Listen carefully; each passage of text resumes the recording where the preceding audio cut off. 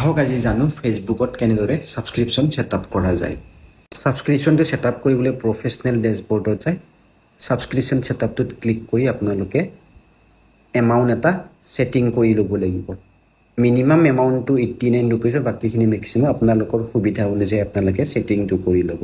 তাৰপিছত সাবস্ক্ৰাইবাৰজনক কি বেনিফিটছ দিব বিচাৰিছে সেইটো ক্লিক কৰি ল'ব। তাৰপিছত আপডেট কৰি দিব, সাইন আপ কৰি দিব, তেতিয়া আপোনাৰ সাবস্ক্ৰিপশ্যনটো এক্টিভ হৈ যাব। তাৰপিছত লেটছ গেট ষ্টাৰ্টেডত ক্লিক কৰি একাউণ্টটো এবাৰ ৰিভিউ কৰি ল'ব।